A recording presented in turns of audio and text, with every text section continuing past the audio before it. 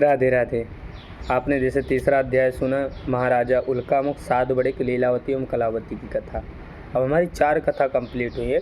गरीब ब्राह्मण, दूसरा लकड़हारा, तीसरा महाराजा उल्कामुख, चौथा सात बड़ी लीलावती एवं कलावती। एक ही परिवार के, इसलिए एक ही गणना कर रहे हैं, ठीक है। 4 कथा हो गई। अब चौथे अध्याय में 3 अध्याय तक आपने 4 कथा सुनी। अब चौथे अध्याय में बताया जाता है कि भगवान के सम्मुख असत्य भाषण का प्रयोग नहीं करना चाहिए, भगवान जी के प्रसाद की अवहेलना नहीं करना चाहिए। प्रसाद में ऐसा क्या है, कुछ विद्वानों ने, साधु संतों ने प्रसाद की उत्तम गुणगान किए हैं। प्रसाद का अर्थ निकालें, प्रा प्रभु सा साक्षात दा दर्शन। 3 अक्षर हैं, प्रा प्रभु सा साक्षात दा दर्शन। साक्षात भगवान का दर्शन ही मानते हैं प्रसाद को, इसलिए प्रसाद का परित्याग नहीं करना चाहिए।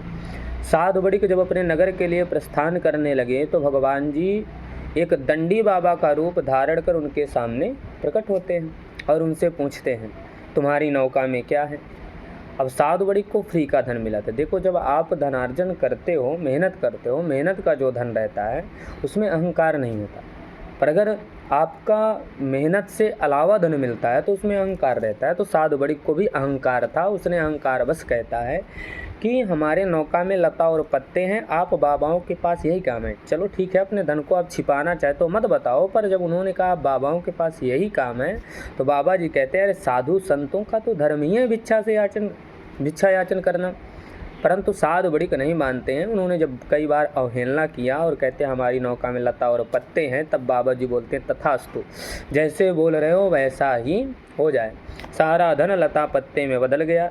नौका जल में डूबी हुई थी। धन को लता पत्ते देखकर बेहोश होकर के सात बड़ी गिर पड़े। जब होश आया दोनों बाबा के शरण में गए, उनको चरणों को पकड़ करके रोने लगे, अरे बाबा, हमने जो आपके सम्मुख बोला था सब कुछ असत्य भाषण था, हमारे अपराध को क्षमा करिए, हम पर कृपा करिए, करुणा करिए, दया करिए।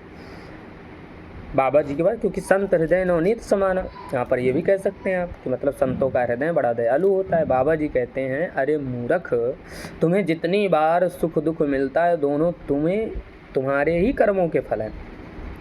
अब देखिए, कर्म का यहाँ व्याख्यान थोड़ा सूक्ष्म रूप में लेकिन बिल्कुल सटीक आपको व्याख्यान करना है। क्या करना है, तुम्हारे ही कर्मों का फल है।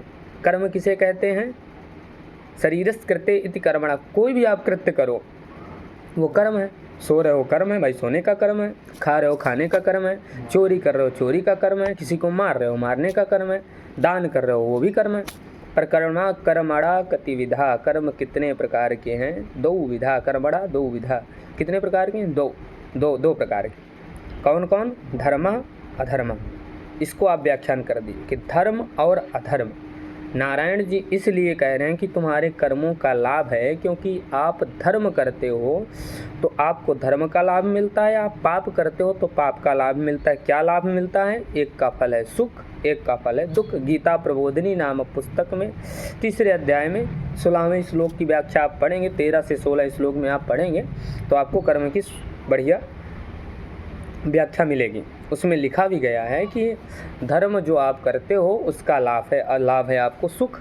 जो आप धर्म करते हैं ना उसी का आप सुख भोगते हैं, और जो पाप कर्म करते हैं उसी का दुख है।